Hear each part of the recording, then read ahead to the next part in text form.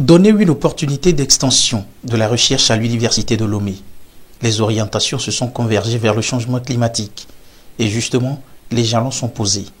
Après la construction d'un bloc pédagogique comptant pour le centre de recherche sur le changement climatique au sein de cette institution, désormais, un laboratoire dédié à cette thématique est érigé. La présente cérémonie de signature tenant lieu de réception provisoire de l'ouvrage a réuni l'Université de Lomé, l'Union européenne, la cellule d'appui à l'ordonnateur national, le bureau de contrôle CAFEA, l'entreprise de construction ENR et le programme d'appui à la lutte contre le changement climatique PALCC, programme à travers lequel l'Union européenne a financé les travaux. C'est un bâtiment qui doit se développer en phase finale sur un niveau R+1. En première phase, on vient d'exécuter le rez-de-chaussée. Et le rez-de-chaussée est composé d'un bloc administratif et un bloc en fin de laboratoire. Le bloc administratif comprend le bureau du directeur et ses annexes, un secrétariat, une salle d'attente et une salle de réunion. Après, on note les blocs de laboratoire qui est constitué de 3 laboratoires. Laboratoire bois, laboratoire hydrologie et laboratoire de géographie. Et en dehors de ça, on trouve des bureaux annexes. Il y a 5 bureaux pour les professeurs et un secrétariat à leur niveau. On note aussi des toilettes pour les étudiants séparées, une toilette pour femmes et une toilette pour hommes. On note un bloc technique et une salle d'archives. Véritable cadre d'apprentissage et de renforcement de capacité, le bâtiment prend en compte les nouvelles mesures de construction des infrastructures à caractère pédagogique. Et si l'on sait qu'une mauvaise prévision sur l'impact des intempéries de la nature causerait du tort aux édifices à long terme, la conception de l'ouvrage a anticipé sur certains aspects. Étant donné que parmi les étudiants, il y a des gens à mobilité réduite, il y a une rampe d'accès qui permet de servir les personnes à mobilité réduite. On a sur la façade principale 2 issues d'entrée, côté ouest. Et au côté sud, on a une seule issue d'entrée qui donne généralement vers les laboratoires.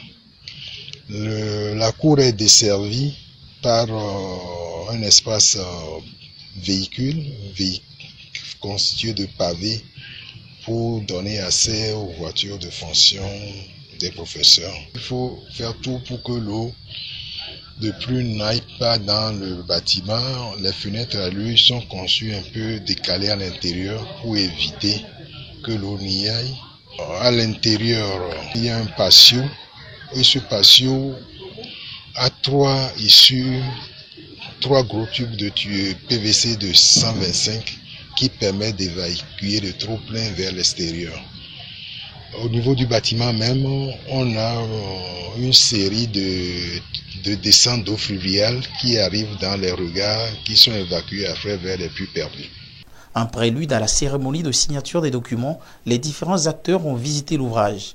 Compartiment par compartiment, le travail a retenu l'attention de l'Union européenne qui a mobilisé une enveloppe financière de près de 165 millions de francs CFA pour sa réalisation. Comment faire en sorte que ce qui est donné aujourd'hui puisse perdurer, donner des signes d'une durabilité, faire des choses concrètes et surtout communiquer sur ce que vous faites. Que tel projet a permis ceci. C'est ce qui fera plus tard que lorsqu'il y a des requêtes qui sont faites pour le financement, pour compléter ce qui a été déjà fait, il n'y a pas grande hésitation pour le faire, surtout dans ce secteur de l'environnement changement climatique qui a le vent en poupe actuellement. L'Union européenne veut consacrer 25% de son budget pour le secteur de l'environnement et changement climatique. Donc ça offre d'immenses possibilités. Et moi je pense que c'est les argumentaires, les preuves d'avancement réel qui peuvent aider à ce que cela puisse se concrétiser au Togo. On est sur la bonne voie. On a commencé quelque chose, mais ce qui est plus important, c'est qu'il faut que cela continue. À mon tour aussi de remercier ceux qui ont cru en ce projet, qui l'ont soutenu. Au-delà des Togolais, des professeurs des institutions de l'UGP, il y a également l'assistant technique que moi je veux remercier ici. Merci aussi à la CAON. Gérons bien ce qui est là et à l'avenir de ceux qui vont encore venir. Les premières fouilles du sol pour la construction de l'ouvrage remontent à avril 2020, alors que la pandémie de la maladie à coronavirus gagnait progressivement du terrain au Togo. Prévu pour une durée de 9 mois, le travail est allé vite, si vite et dans les normes que l'entreprise chargée de l'exécution des travaux les a finis à 2 mois d'avance. Ce n'est qu'une réception provisoire. Le bâtiment sera équipé de meubles et du matériel de laboratoire. Une cérémonie d'inauguration combinée des 2 bâtiments est en vue. Par ailleurs, nombreux sont les chantiers en cours issus du partenariat entre l'Union européenne et les universités publiques du Togo dans le cadre de la mise en œuvre du programme d'appui à la lutte contre le changement climatique PALCC. À l'université de Lomé, le projet de foresterie urbaine et la construction de 2 ponts supérieurs avancent à grands pas. À l'université de Kara, la construction d'un laboratoire intégré d'agriculture résiliente et de promotion des filles aux sciences et techniques sur les changements climatiques est aussi en cours de finition. Dans les faits, l'Union européenne réaffirme une fois encore son engagement aux côtés du gouvernement à œuvrer pour le développement du Togo, surtout lorsqu'on parle de l'enseignement supérieur.